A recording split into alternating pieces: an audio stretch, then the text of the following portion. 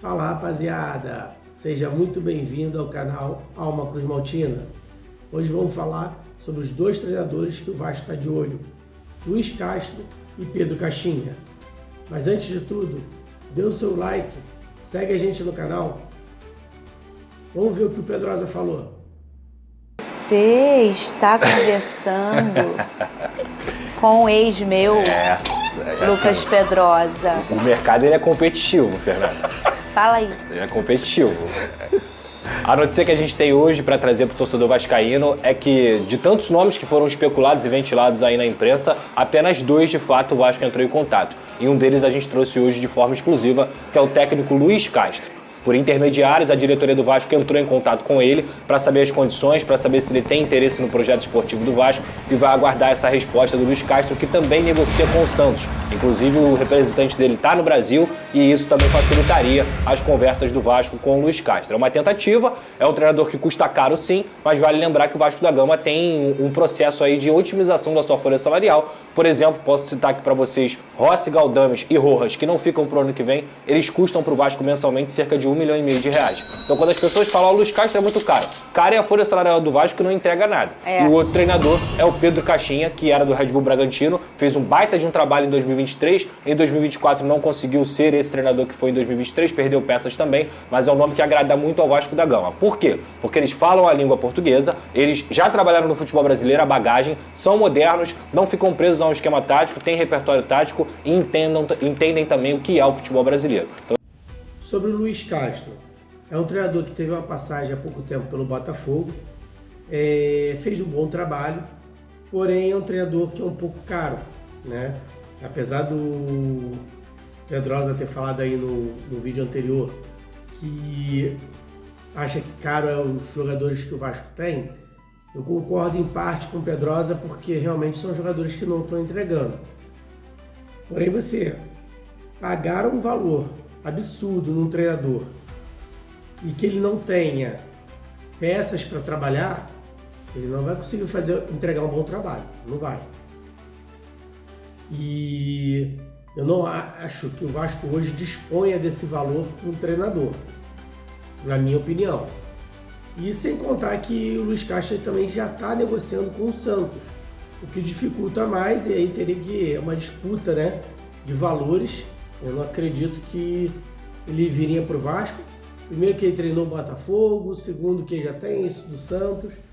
Realmente eu não acho que ele seja uma opção viável para o Vasco e que ele queira também. A segunda opção, que é o Pedro Caixinha, eu estive vendo aqui as percentuais dele e o que me achei muito interessante é que por onde ele passou, ele tem um aproveitamento, os times dele, né? Tem um aproveitamento de gols, de média de gols boas. A maioria acima de 1, quase 2, 1,50, 1,60, 1,55, 1,69, 1,81. E assim, são médias boas. Do time sempre está marcando. Coisa que o Vasco está passando aí 3 jogos aí, né? Pelo menos 3 ou 4 sem marcar. Então, acho que pode ser um treinador que possa vir somar com o time. Não deve ser tão caro quanto o Luiz Castro. E isso pode ser que sobre até um dinheiro, né, para o Vasco poder ter uma folha, não digo tão cara como está tendo, mas com mais jogadores com qualidade, que os scouts façam um trabalho melhor e que possa trazer uma melhor qualidade para o elenco, né? Porque a gente também não pode falar que vai ter bons jogadores pagando só R$100 mil. Não vai. Agora, se você tiver um elenco mesclado de 200, 300 mil, 400 mil e com mais jogadores que possam ser assertivos, eu acredito que o Vasco possa chegar num patamar bem melhor. E eu acredito que seja isso que o Pedrinho esteja buscando.